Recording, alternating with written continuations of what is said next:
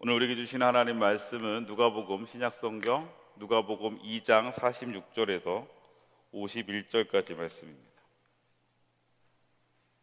신약성경 누가복음 2장 46절에서 51절. 우리 그 자리에 일어서서 오늘 우리에게 주신 하나님의 말씀 앞에 거룩하게 서도록 하겠습니다.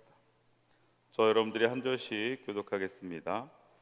사흘 후에 성전에서 만난즉 그가 선생들 중에 앉으사 그들에게 듣기도 하시며 묻기도 하시니 그의 부모가 보고 놀라며 그의 어머니는 이르되 아이야 어찌하여 우리에게 이렇게 하였느냐 보라 내 아버지와 내가 근심하여 너를 찾았노라.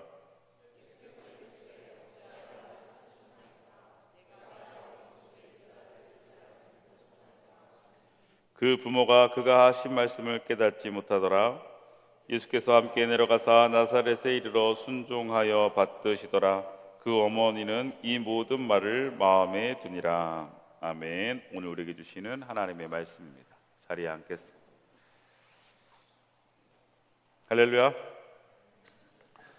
자, 오늘 우리가 성년 예식을 함께 또 매년 진행을 하면서 그런 마음이 있습니다. 작년에 성년 예식을 진행했던 우리 청년들, 또 또 그렇지 못했던 우리 청년들도 있을 텐데, 어젠가요? 그젠가 한 청년이 그런 이야기 하더라고요. 막상 성년 예식 할 때는 몰랐는데 시간이 지나면서 알게 된다. 그 다짐들이 어떤 의미인지, 또 그 서약들이 어떤 마음으로 어떤 방향성을 가져야 되는지에 대한 것들을 시간이 지나가면서 알아간다, 이렇게 이야기하더라고요. 글쎄 모르겠어요. 오늘 4명의 우리 성년 예식을 진행한 우리 새내기들 참 귀하고 값진데, 얼떨결에 성년 예식을 하라고 하니까 하게 되는 건지, 아니면 또 이 안에 여러분 안에 각오와 또 다짐이 있는지는 잘 모르겠지만, 여러분 안에 좀 기억되고 각인되면 좋겠습니다. 여러분의 인생 속에 하나님이 여러분의 모든 인생의 주인 되어 주시고, 이제 성인으로서 나아가는 인생은 어쩌면 내가 내 인생을 책임져야 되는 인생인데, 그 책임 앞에 하나님께 더 의지하며 하나님께 맡길 수 있는 인생이 되었으면 좋겠습니다. 그래서 나의 힘 혼자서, 내 능력 혼자서 살아가는 게 아니라는 것을 꼭 기억하고 붙잡고 세상을 향해 나아가시기를 주의 이름으로 축원합니다. 자, 우리 앞에 뒤에 좌우 한번 인사하겠습니다. 당신은 소중합니다. 자, 오늘은 우리 예수님이 우리에게 물으십니다. 7번째 시간인가요? 어찌하여 나를 찾으셨나이까입니다. 어찌하여 나를 찾으셨나이까. 자, 오늘 본문의 내용은 이 누가복음 사복음서에, 여러분 사복음서는 잘 알고 있죠? 마태복음, 마가복음, 누가복음, 그다음에 요한복음, 이 사복음서에 유일하게 기재되어져 있고 나타나고 있는 구절이기도 합니다. 누가복음 오늘 2장의 내용. 이 복음서는 예수님의 탄생과 예수님의 모든 공생의 기간과 그리고 예수님의 십자가 사건과 예수 그리스도의 부활을 증거하고 있어요. 그게 이제 우리에게 복음입니다. 그런데 그 복음서 4개의 복음서 중에서 유독 이 누가복음에는 예수님의 어릴 적이 나와져 있어요. 이 마태복음이나 마가복음, 요한복음에는 예수님의 어릴 적 이야기가 나와 있지 않습니다. 예수님의 탄생과 그리고 난 다음에 바로 예수 그리스도의 공생애에 대한 부분만을 기록하고 있는데, 유독 이 누가복음에서만 예수님의 어릴 적 모습을 잠깐 담아내고 있다는 거예요. 그래서 이 누가복음의 이 예수님의 어릴 적 모습을 보면서 예수님이 어릴 적, 그 여러 가지 이 예수님의 어릴 적에 대한 신학자들의 그리고 많은 추론과 연구가 있었고, 또 더 나아가서 그래서 어떤 이 예수님의 어릴 적에 대한 이야기를 가지고 막 이단들도 많이 나타났었기도 합니다. 그래서 어떤 누구는 예수님이 어릴 적부터 많은 이적들을 행하신 뭐 이야기들 막 만들어내기도 했던 이단도 있는데, 어쨌든 오늘 성경에서 나타나는 예수님의 어릴 적 이야기는 예수님께서 갑자기 실종되시는 사건에서 시작이 됩니다. 아이 예수 실종 사건이라고 제가 한번 얘기를 적어봤어요. 아이 예수 실종 사건. 자, 이 아이 예수 실종 사건은 그러면 어떤 것이냐? 바로 아이 예수를 잃어버린 사건입니다. 그러면 이 사건의 한번 경위를 좀 보자고요. 어떻게 하다가 아이 예수를 잃어버렸는가? 그러면 이 사건 경위는 어디에 나와 있냐면, 우리가 오늘 본문의 앞에, 우리는 2장 46절부터 보았지만 누가복음 2장 43절 44절 그 앞에부터, 어쩌면 41절부터 나와져 있는데, 일단 43절 44절을 보면 어떻게 아이를 잃어버렸는지를 우리가 그 사건의 경위를 볼 수 있습니다. 거기에 보시면 이렇게 돼 있어요. 그날들을 마치고 돌아갈 때에 아이 예수는 예루살렘에 머무셨더라. 그 부모는 이를 알지 못하고 동행 중에 있는 줄로 생각하고 하룻길을 간 후 친족과 아는 자 중에서 찾되 이랬어요. 자, 그런데 지금 이 43절 44절을 우리가 좀 더 이해하려면 41절에 있는 내용부터 우리가 좀 보기는 해야 됩니다. 41절에 어떤 내용이 있냐면, 그의 부모가 해마다 6월절이 되면 예루살렘으로 가더니에서 시작이 되어져요. 그러니까 그의 부모가, 아이 예수의 부모가 지금 예수를 데리고 어디로 갔다는 거예요? 예루살렘으로 갔다는 거예요. 근데 왜 예루살렘으로 갔냐면, 거기에는 해마다 6월절이 되면 예루살렘으로 갔다, 이렇게 이야기합니다. 6월절, 다시 말하면 이스라엘 백성들의 오랜 관습이고 그들의 전통은 뭐냐면, 6월절이 되면 어떻게 해요? 예루살렘 성전으로 다 모이는 겁니다. 그런데 예루살렘 성전으로 다 모이는 그 안에 어떠한 또 관습이 있냐면, 성인 남성들만 원래는 모이게 되어져 있어요. 율법상으로 그렇습니다. 그래서 성인이라고 하면 오늘은 우리가 우리 성년 예식을 진행하는데, 우리 친구들이 지금 몇 살이 되면 성인이죠? 우리는? 너네 몇 살이지? 20살? 20살 되면 성인이라고 이야기하지만 유대인의 관습은 13살부터 성인으로 칩니다. 13살. 그런데 여러분, 오늘 본문에는 나와 있지 않지만 42절 보시면 예수께서 12살 되었을 때에 그들이 이 절기의 관례를 따라 올라갔다가 이렇게 되어져 있어요. 그러니까 아이 예수의 지금 나이가 몇 살로 우리가 알 수 있죠? 12살인 거예요. 자, 12살이면 성인이에요, 아니에요? 유대인의 관습상 아니에요. 그러니까 성인이 아니야. 성인이 아니면 굳이 예루살렘으로 안 가도 돼요. 그죠? 성인 남성만 예루살렘으로 가는 관습이 있는 거예요. 그런데 지금 예수님은 12살 때 부모님을 따라서 어디로 간 거예요? 예루살렘으로 간 거예요. 왜 그랬을까?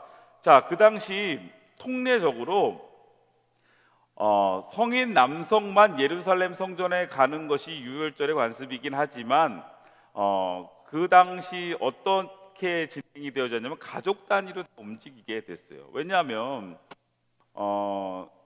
아이들과 그 다음에 뭐 여성들을 놓고 남성들만 집을 비우게 됐을 때 여러 가지 치안적인 문제도 있을 거고요.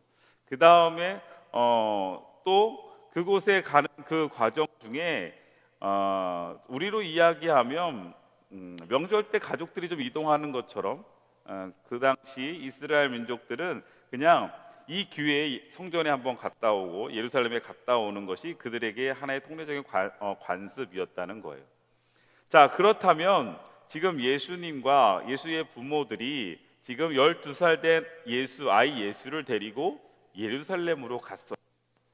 그랬는데 그렇게 갔다가 43절에 보니까 그날들을 마치고 돌아올 때에 아이 예수는 예루살렘에 머무셨더라. 이게 오늘 43절의 내용.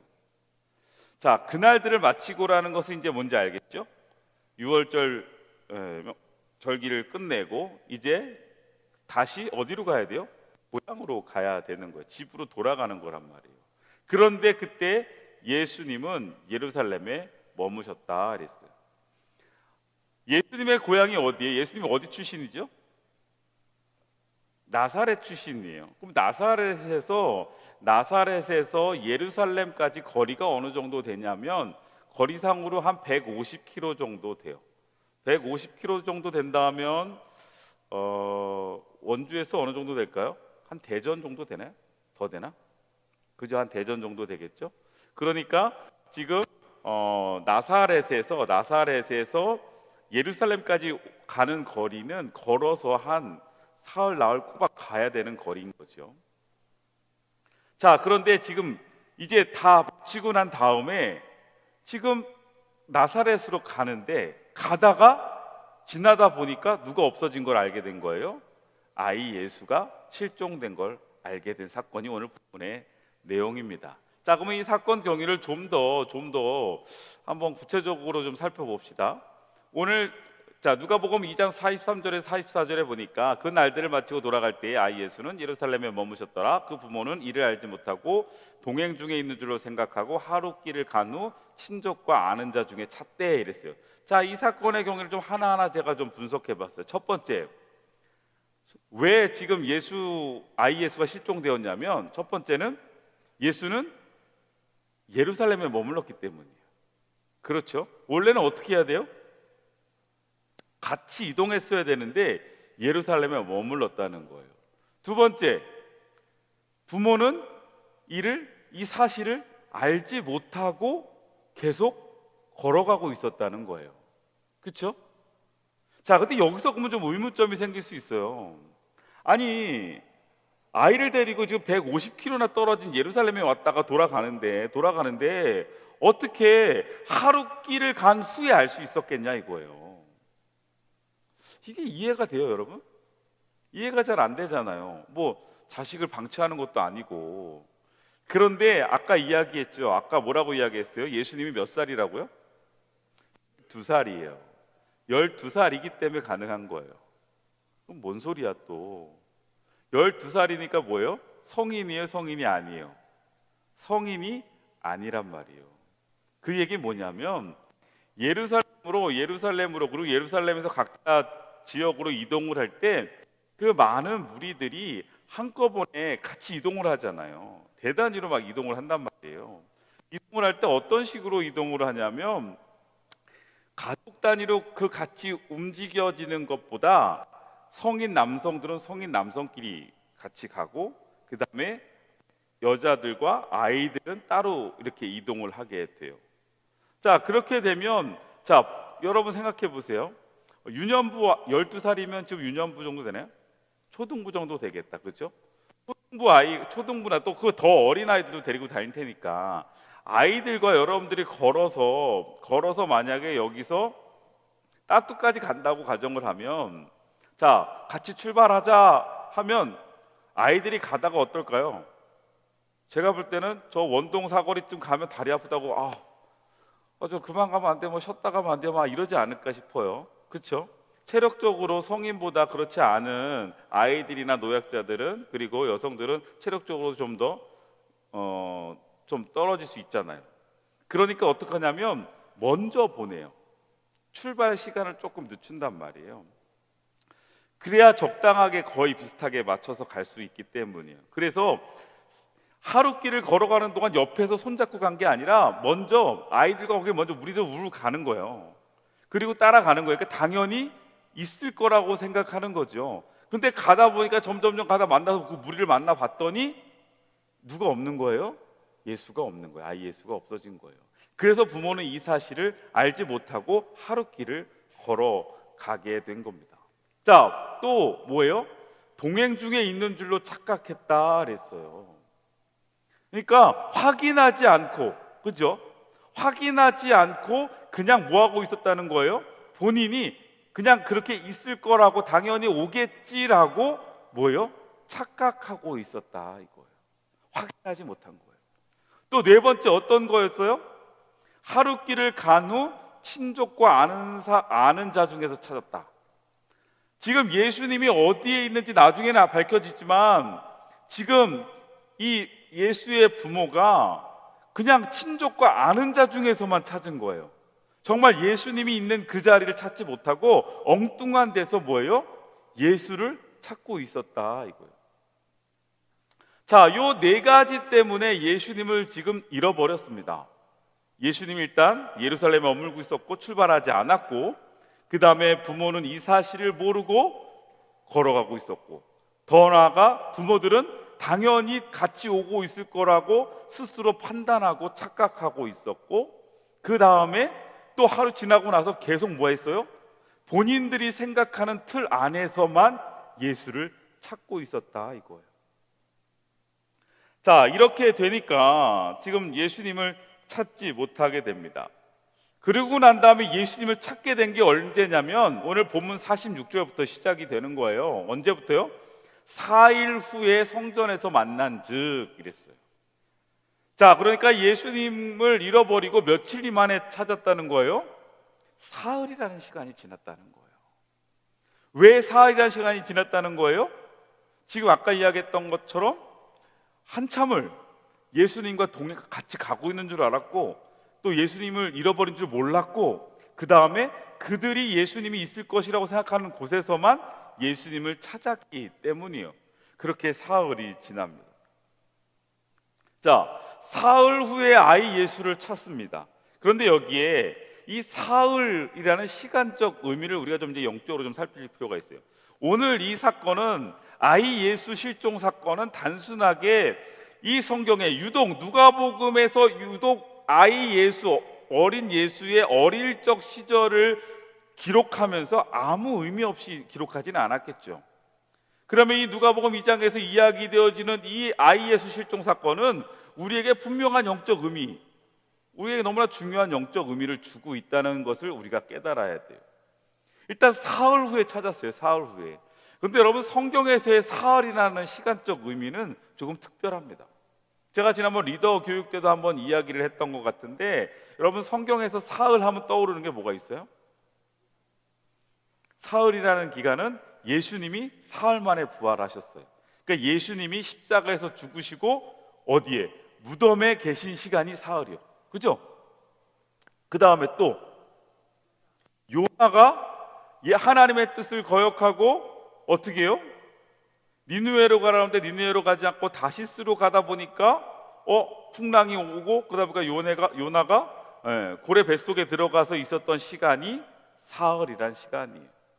그래서 성경에서 사흘이란 시간은 무덤 안에 있는 시간, 고래의 뱃속에 있는 시간, 어떤 시간일까요? 이것은 영적 침체와 방황의 시간을 이야기합니다. 그러니까 사흘 후에 아이 예수를 찾았다는 것은 그 부모들에게 뭐예요? 예수를 잃어버린 시간, 예수를 잊고 사는 시간, 예수와 함께하지 않고 있는 시간을 의미합니다. 다시 말하면 우리의 삶 속에서 예수 그리스도와 동행하지 않을 때, 예수 그리스도와 함께하지 못하고 있는 시간들을 우리에게 의미하는 거예요. 이런 시간들은 우리에게 영적 침체와 방황의 시간이 될 수 있다 이거죠. 또 사흘 후에 어디서 만났다고 그랬어요? 성전에서 아이 예수를 만났다 이렇게 이야기합니다. 자, 그러면 성전에서 아이 예수를 찾게 된 건데, 이 성전의 공간적 의미를 좀 살펴보자는 거예요. 이 성전의 공간적 의미는 어떤 건가요? 바로 하나님의 임재의 장소예요. 그러니까 우리가 이 영적 침체와 방황에서 우리가 다시 예수를 만나고 우리가 영적으로 회복되기 위해서는 어디로 가야 된다는 거예요? 하나님이 임재하시는 곳, 하나님의 함께 하시는 그 장소, 성전으로 향해야 된다는 거예요. 여러분, 우리가 주의 성전을 향해 이 시간도 나와 예배하시죠? 어떤 친구들은 이야기합니다. 왜 굳이 교회 성전에 나와서 예배를 드려야 되느냐? 요즘은 온라인도 있고 집에서도 얼마든지 예배할 수 있는데 우리의 마음이 중요한 거 아니냐? 그렇죠. 그러나 그 마음을 여러분 믿지 마세요. 여러분의 마음을 믿지 말라고. 우리는 하나님의 거룩한 공간, 이 공간에 대한 의미를 여러분들 꼭 인지하셔야 돼요. 아무것도 아닌 것 같지만 여러분, 집에서 조는 것보다 지금 여기서 이렇게 조는 게 좋다 이거예요. 아주 편안하십니까? 잠이 술술 오십니까? 아주? 예? 이 시간 날씨도 좋고, 예, 아주 잠자기 딱 좋은 시간이지만 그래도 여러분 영적으로 깨어 있길 바랍니다. 예? 그러다 여러분 졸면 주님을 놓치는 거예요. 주님이 어디 가셨는지. 분명히 아까 시작할 때 아이 실종 사건이라고 그러는데 벌써 지금 뭐 성전에 와 있단 말이야 지금. 어? 자, 그러면 그의 부모가 보고 놀라며 그의 어머니는 이르되 아이야 어찌하여 우리에게 이렇게 하였느냐 보라 내 아버지와 내가 근심하여 너를 찾았노라 라고, 자, 이 아이를 만난 이 예수의 부모는 이야기합니다. 뭐 당연한 반응 아니겠어요? 사흘 동안 잃어버렸던 아이를 찾으니, 지금 성경에서는 이렇게 표현되어 있지만 아주 격양돼 있었을 것 같아요. 예. 뭐 욕을 안 했으면 다행이야. 내가 볼 때 너 오늘 아까 담임 목사님이 그 뭐죠? 설교하시다가 어떤 누구의 그 예를 들면서 그 부모가 아이에게 너 나가 죽어라 막 이렇게 했다는, 그게 상처가 돼갖고 뭐 했던 예화를 들은 적이 있어요. 거기에서 보면 그 아이를 부를 때 막 너 이놈의 새끼 막 이러면서 뭐 그랬다고 하는데, 지금 모르겠어요. 예, 여기는 아주 고상하게 적혀져 있지만 어찌하여 우리에게 이렇게 하였느냐 이렇게 얘기했지만 실제적으로는 이러지 않았을 거라고 생각합니다. 실제적으로 얼마나 놀라 다행이라고 생각했을까요? 그러니까 막 정말 눈물도 흘려가면서 아마 그랬을 거예요. 어떻게 너 여기 이러고 있는 거야? 야, 너희 아버지와 내가 얼마나 걱정했는 줄 알아? 이렇게 지금 예수의 부모는 이야기합니다. 그러면 정상적인 아이라면 여기서 반응이 이렇게 나오면 안 되는데 예수님 보시면 반응이, 자, 일단 여기서 어찌하여 우리에게 이렇게 하였느냐라는 이들의, 우리 부모의 반응, 이 질문은 또 이런 의미를 우리가 영적으로 보면 해석할 수 있어요. 잃어버렸는데 잃어버린 것에 대한 이 어찌하여, 왜 너 이거 뭐 하는 거야 라는 책임을 지금 누구에게 돌리고 있어요? 아이 예수에게 돌리고 있어요. 저는 이걸 보면서 우리가 어떠한 상황 속에서 우리가 영적으로 침체되어져 있을 때, 때로는 우리가 어떠한 문제와 어려움에 봉착되어져 있을 때 그 상황에 대해서 그 책임을 하나님에게, 주님에게 전가하고 있는 우리의 모습이 보이더라고요. 조금만 신경 썼으면 됐잖아요. 그죠? 아니 같이 가고 있는지 아닌지 확인했어야죠. 시선을 두고 있었어야 되잖아요. 그런데 내가 시선을 잃었고 나도 모르게 당연히 오겠지 하고 착각하며 오랜 시간을 걸어놓고 나서, 그렇게 잃어버리고 나서 그 원인을 누구에게? 아이 예수에게 이야기하고 있어요. 너 어찌해서 우리에게 이렇게 했냐? 얼마나 걱정했는 줄 알아? 라면 모든 책임을 아이에게 전가하고 있다. 아이 예수에게 전가하고 있다. 여러분, 우리가 이런 모습 있지 않아요? 하나님 왜 이렇게 하십니까? 하나님 왜, 어찌하여 우리에게 이렇게 하셨습니까? 어찌하여 왜 나에게 이런 일이 있습니까? 모든 이유와 원인들 다 하나님에게, 그리고 그렇게 우리가 핑계대고 있는 모습들을 보게 됩니다. 그런데 어쨌든 그런 모습을 우리가 살짝 비춰보고 또 좀 우리가 비교해보고 그 아이 예수의 반응을 좀 보자고. 자, 예수께서 이르시되 너 어찌해서 야 그랬냐? 라고 했을 때 예수께서, 보통 아이라면 죄송해요 뭐 이러든가, 보고 싶었어요 이러든가, 뭐 엄마 이래야 되는 거 아니야? 그죠? 엄마 막 이래야 되는데 약간 소름 끼쳐요. 예수님 보시면 그렇잖아. 나 솔직히 내 아이가 이러면 나 진짜 큰일 날 것 같아. 진짜 내 아이가 3일 만에 잃어버렸는데 아이가 야 너 어떻게 했더니 어짜요 나를 찾으셨습니까? 이러면 이러면 막 소름 끼치는 거 아니야? 그죠? 그런데 예수께서 이르시되 어찌하여 나를 찾으셨나이까? 이렇게 되묻고 있어요. 제가 말씀드렸죠. 이 예수님의 이 사건은 단순하게 예수님을 잃어버린 사건, 엄마 아빠가 아이를 잃어버린 하나의 그 사건으로 여기에 기록되어 있는 게 아니에요. 여기에 정말 중요한 영적 의미가 있는 것이고, 이것을 통해서 첫 번째 뭐가 드러납니까? 예수님 그리고 뭐라고 이야기하셨어요? 어찌하여 나를 찾으셨나이까 하고 난 다음에 내가 내 아버지의 집에 있어야 될 줄을 알지 못하셨나이까 하니, 여기에서 분명히 예수님이 아이에서 고백하고 있는 것은 내가 내 아버지의 집이라고 이야기합니다. 그래서 여기서 이야기하는 것은 일단 예수 그리스도의 정체성을 다시 확인시켜주는 거예요. 그리고 그 정체성을 누가? 아이 예수도 가지고 있었다라는 것을 우리가 이 본문을 통해 알 수가 있어요. 자, 그런데 이 질문을 좀 더 다시 한번 좀 봅시다. 어찌하여 나를 찾으셨나이까? 근데 여기엔 또 이런 의미 같아요. 어찌하여 나를 잃어버렸느냐? 아야, 엄마 아빠한테 이러면 안 돼. 더 개념 없. 예수님이 더 개념 없어 보이는데 이러면 안 되는데. 어찌하여 나를 잃어버리셨습니까? 이렇게 했어야 되네요. 그렇죠? 자, 이렇게 지금 이런 뉘앙스가 느껴지지 않아요? 어찌하여 나를 찾으셨나이까는, 아니 그럼 어찌해서 나를 잃어버렸습니까?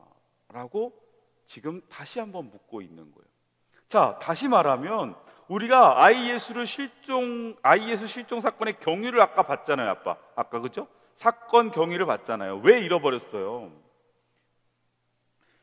아이 예수가 함께하고 있다는 것을 인지하지 못했고, 그리고 동행하는 줄 알고 그냥 자연스럽게 당연히 내 곁에 있겠지, 따라오고 있겠지 하며 착각하고 자기만의 착각을 가지고 있었고, 더 나아가 금세 찾아오지 못한 이유는 그냥 이 주변에 있을 거라고 생각해서 그 주변만을 찾았단 말이에요. 우리의 한계 안에서만 지금 예수님을 찾고 있었단 말이에요. 그러다 보니 어떻게 됐어요? 지금 예수를 사흘 동안 잃어버리게 된 거예요. 사흘 만에 만나서 지금 그 부모는 어찌하여 나를, 너 어떻게 해서 이렇게 했냐 그랬더니 예수님은 왜 나를 잃어버렸는데요? 라고 지금 묻고 있는. 근데 이 질문은 우리가 예수 그리스도를 살아가고 있는 현대인들, 그리스도인들에게 주는 주님의 질문이 되는 거예요. 너는 지금 어찌하여 나를 잃어버리고 있느냐? 어찌하여 나를 잃어버리고 살아가고 있느냐? 라고 물으시는 거예요. 그래서 저는 이걸 이렇게,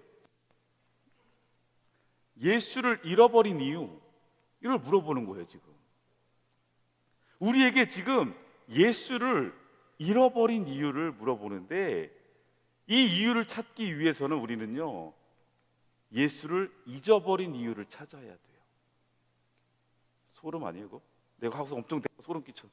오늘 아침에 내가 이거 막 치면서 막 이 라임 잊어버린 이유, 잃어버린, 반응이 없어가지고 실망했다. 내가 와 이럴 줄 알았는데. 자, 다시 한번 생각해 봅시다. 우리가 예수를 잊어버린 이유에서부터 찾아야 된다.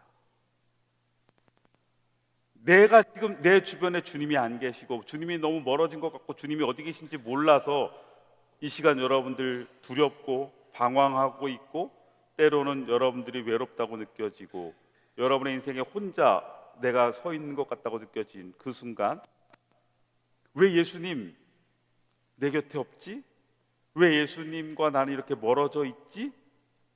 이 이유를 찾기 위해서는 내가 그럼 왜 예수님을 잊어버렸는지, 무엇 때문에 예수님을 잊고 사는지, 무엇 때문에 예수님이 내 기억에서, 내 삶에서 잊혀지고 있는지를 한번 돌아볼 필요가 있다는 거예요.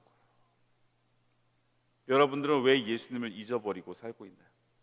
삶의 바쁨이, 때로는 여러 가지 분주함들이, 아니면 더 큰 여러 가지 우선순위들이, 아니면 여러분들이 삶에 두고 있는 그 어떤 가치들이 예수님의 가치를 가리거나 예수님을 향한 시선들을 막거나 예수님을 향한 발걸음을 가로막고 있지는 않냐는 거죠. 그 이유들로 인해 여러분들은 예수님을 잃어버릴 수 있다는 것을 꼭 우리가 기억해야 될 줄로 믿습니다.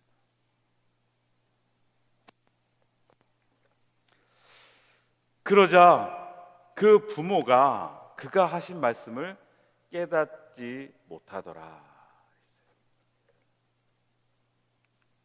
자, 그러면 여기에 이런 거예요. 어찌하여 우리에게 이렇게 하였느냐라고 하는 부모의 질문과 어찌하여 나를 찾으셨나이까? 라고 하는 예수의 질문. 뭔가 이게 지금 이가 어때요? 뭔가 안 통하는 것 같지 않아요? 어찌하여 우리에게 이렇게 하였느냐라고 하면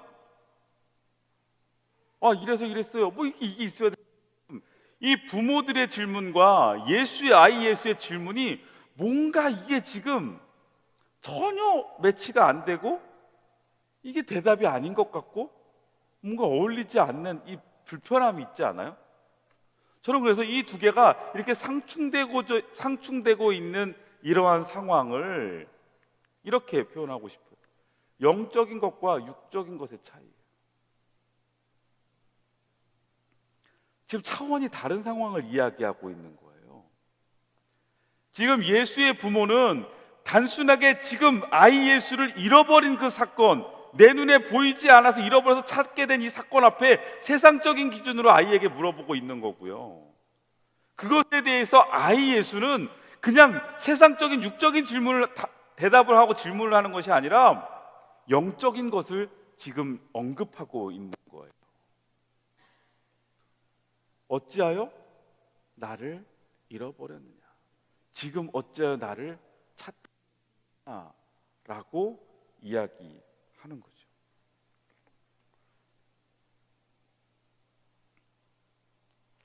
자, 그런데 아까 50절에 보았던 것처럼 그 부모가 그 하신 말씀을 깨닫지 못한다고 그랬어요. 그죠? 어찌하여 우리에게 이렇게 하였느냐 하는데 예수님은 어찌하여 나를 찾으셨나이까로 되질문을 하니까 그 부모는 이게 뭔 소리지? 다시 말하면 육적으로 세상적인 기준의 질문과 이 영적인 하나님의 진리의 앞에 이 차이가 생기니까 이것을 깨닫지 못하고 이해하지 못한다는 거예요. 고린도전서 3장 1절에 형제들아 내가 신령한 자들을 대함과 같이 너희에게 말할 수 없어서 육신에 속한 자 곧 그리스도 안에서 어린 아이들 대함과 같이 하노라. 자, 바울이 이렇게 이야기를 합니다. 자, 고린도 교회 교인들을 향해서 뭐라고 이야기하냐면 내가 신령한 자들을 대함과 같이 너희에게 말할 수가 없다. 너희들은 왜? 아직 육에 속한 자들, 다시 말하면 어린 아이들의 수준에 있기 때문에 내가 이것을 너희들에게 그렇게 이야기하면 너희들이 그것을 깨닫지 못할 거야 라고 이야기하는 걸 볼 수 있어요. 다시 말하면 우리가 우리의 신앙의 상태와 우리의 그 믿음의 상태를 따라서 아직까지 여전히 세상적인 육적인 것에 우리의 무게중심이 두는 사람들은 영적인 것에 대한 깨달음이 아무래도 약하죠. 다시 말하면 오늘 이 시간 여러분들 이 설교가 여러분들에게 지금 와우, 할렐루야, 아멘 막 이렇게 오는 사람들은 신령한 자들이고요. 여러분 이 설교를 들으면서 여러분들이 이러고 있으면 아직 뭐예요? 육신에 속한 자 어린아이들이라. 어렵다고 지금. 이거 설교하기 쉬운 설교가 아니에요, 이거 지금. 근데 들리면 눈이 말똥말똥해지는 거고 막 깨기 시작하네요. 그래요. 깨어나라 청년이요. 자, 그런데 그렇지 않으면 여러분 대학교 수업에 초등학교 안 쳐놓으면 어떻겠어요? 대학교 수업에 초등학교 안 쳐놓으면 걔네들이 와우 거기서 막 받아 적어요? 아니요. 수준의 차이가 있다고. 영적인 것과 육적인 것에 대한 분명한 차이가 있어요. 여러분 이 차이를 우리가 인지하고 살아야 돼요. 그러니까 우리가 오늘 이 말씀에서 지금 아이 예수가 실종된 사건을 통해서 이 두 가지의 질문을 통해서 우리는 지금 우리의 시선과 우리의 믿음의 중심이 어디에 있느냐, 아직까지 어린아이와 같이 육신에 속한 자로 하나님의 진리와 하나님의 영적인 세계를 우리가 제대로 보지 못하고 있는 건 아닌가, 아니면 이 부분 앞에 다시금 우리가 이제는 아이 예수를 잃어버린 이 사건이 나의 삶 속에, 나의 지금의 삶의 자리 앞에 내가 예수 그리스도를 상실하고 예수 그리스도를 잃어버리고 더 나아가 예수 그리스도를 잊고 사는 나의 모습으로 빗대어질 수 있느냐, 이 문제겠죠.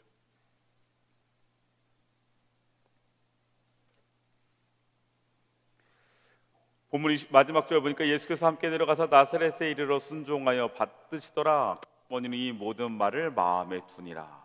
마리아가 이 아이 예수의 말을 마음에 두요. 깨닫지는 못했지만 마음에 뒀다, 이렇게 이야기. 그죠? 50절에는 분명히 그 말씀, 그 부모가 그가 하신 말씀을 깨닫지 못했지만 함께 내려가서 나사렛에 이르러 순종하여 받드시고 난 다음에 그 모든 말들을 마음에 두었다, 이렇게. 어떤 마음으로 마음에 뒀을까요? 저는 마리아가 이 상황을 이해하고 뭐 다 깨닫지는 못했지만 마리아가 동정녀 아이를 잉태하고 그 다음에 이 아이를 출산하고 이 아이를 키워가는 과정 중에 마리아는 누구보다 분명한 것을 알고 있잖아요. 이 아이는 하나님의 아이잖아요. 본인은 그냥 단순한 도구일 뿐이잖아요. 그러니 이 아이 예수의 말을 담을 수 있는 거예요. 믿음이 있기 때문인 거예요. 아니면 보통 이게 그냥 일반 부모로 개념으로 여러분 저 말씀을 이해하면 어떻게 돼요? 그 어머니는 이 모든 말을 마음에 두니라. 그러면 어떻게 되는 거예요? 계속 우리 아이를 어떻게 하지? 얘가 범상치가 않은데 얘 뭐가 문제가 있는 건 아닐까? 얘를 어떻게 치료받아야 되는 건 아닐까? 아마 이러고 있었을 거 아니에요? 그렇죠? 그런데 지금 예수의 어머니 마리아는 마음에 두었다는 건 믿음에 근거해서 그 말씀을, 예수의 말을 하나님의 말씀을 마음에 담고 있다라는 거예요. 믿음이 있는 이들은 하나님의 말씀이 마음에 새겨집니다. 주님의 말씀이 우리의 삶에 새겨집니다. 그 질문이 단순하게 되바라진 질문으로 느껴지는 것이 아니라 거기에 영적인 진리로 담겨질 수 있어야 됩니다. 하나님의 말씀이 여러분 안에 걸림돌 없이 새겨지기 위해서 믿음이 필요한 거예요. 내 안에 걸림돌이 있어서 내 안에 필터링을 해서 말씀을 받아들이면 안 돼요. 오늘 우리가 본문을 보았죠? 그 부모가 아이 예수의 질문, 어찌하여 나를 찾으셨나이까라는 이 상황 속에 이 아이 예수의 이 질문을 그냥 필터링 없이 자기 거로 받아들였다면 이건 이해도 안 될 뿐더러 이건 뭐 개념 없는 아이가 돼버리는 거예요. 그러나 그 말씀이, 그 질문이 그들에게 마음에 담겨졌다라고 하는 것은 그들에게 하나님의 역사에 대한 믿음이 있기 때문이다. 오늘 이 시간 여러분들에게도 하나님의 말씀이 늘 마음에 이렇게 온전히 담겨지시기를 주의 이름으로 축원합니다. 여러분들이 가지고 있는 작은 경험들이나 여러분들의 판단이나 여러분들의 그 어떤 기준을 가지고 하나님의 말씀을 판단하지 마시라는 얘기예요. 온전하게 순종하며 받아들일 때 그 말씀은 능력이 되고 여러분 안에 열매가 되고 여러분 안에 그 말씀이 힘이 될 줄로 믿습니다. 예수님을 잃어버리지 않기를 주님의 이름으로 축원합니다. 그리고 늘 매 순간순간마다 그래서 어떻게 해요? 예수님이 함께하고 계신지를 확인하시고 또 체크하시고 또 행여나 혹시나 예수님과 멀어져 있다면, 예수님을 잊고 살았다면 어디로 가면 돼요? 성전으로, 하나님의 거룩한 전으로, 하나님이 임재하시는 그곳으로 가서 주님을 만나보시기를 주님 이름으로 축원합니다. 기도하겠습니다. 자, 오늘 말씀 붙잡고 함께 기도합시다.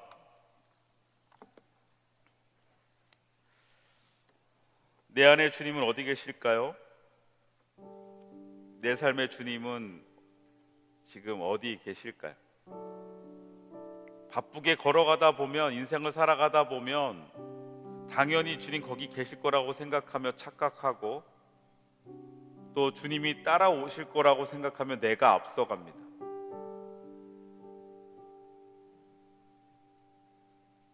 주님을 내 앞에 모시고 주님이 가시는 길을 따라갔다면 잃어버리지 않았겠지만 주님을 보지 아니하고 먼저 달려가다 보면 나도 모르게 주님을 잃어버리게 됩니다. 우리의 삶에서 주님을 잃어버리고 살고 있는 우리의 모습들, 다시금 주님을 향해 나아갈 수 있는 우리가 될 수 있기를 다짐하고 결단합시다. 그리고 주님을 향해 이 시간 온전한 믿음으로 주님의 말씀을 받아들이고 주님의 말씀 안에 거할 수 있는 내가 될 수 있게 해달라고, 오늘 이 시간 말씀 붙잡고 다 함께 기도하며 나아갑시다. 기도하겠습니다. 하나님, 오늘도 이 시간 주님의 은혜 안에서 나아갑니다. 성령 하나님 역사하여 주시고 믿음의 자녀로 나아갈 수 있는 우리들 되길 원합니다. 나의 인생의 삶의 과정 속에서 내가 서 있는 자리에서 늘 주님의 위치를 파악할 수 있는 우리가 되게 하고, 주님을 향한 우리의 시선이 멈춰서게 하고, 또한 우리 주님과 동행하며 걸어갈 수 있는 하나님의 자녀들 되어질 수 있도록 인도하시고 이끌어 주시옵소서. 성령 하나님께서 함께하여 주시고 믿음으로 걸어 나아갈 수 있는 저희들, 주님과 동행하며 나아갈 주님 안에 거하는 저희들, 또한 주님의 말씀을 믿음으로 받아들이며 순종할 수 있는 저희들이 되어질 수 있도록 이끄시고 주장하여 주시옵소서. 성령 하나님 함께하여 주시기 소망합니다. 우리가 다시 한번 우리 안에 예수 그리스도를 잃어버렸다면 예수 그리스도를 잊고 살았던 우리들의 모습을 돌이키고 다시 한번 예수 그리스도를 찾고 예수 그리스도 안에 거하고 예수 그리스도를 통해 나아갈 수 있는 믿음의 자녀들이 되게 하여 주옵소서.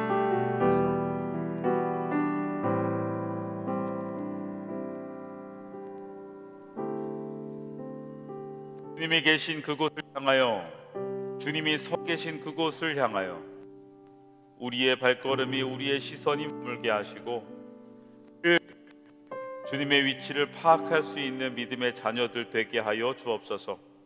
나와 함께 하시는 주님 잊어버리지 아니하고 나와 함께 하시는 주님과 동행할 수 있는 하나님의 거룩한 자녀가 되게 하시며, 때로는 우리의 삶 속에 주님을 잊고 살았을 때에 주님을 향하여, 주님을 찾기 위하여 하나님의 거룩한 성전을 향해 발걸음 옮길 수 있는 믿음의 자녀들 되게 하여 주시고, 또한 주님의 말씀 마음에 잘 담고 그 말씀의 능력으로 살아갈 수 있는 저희들이 되게 하여 주옵소서. 예수 그리스도의 이름으로 기도드립니다. 아멘.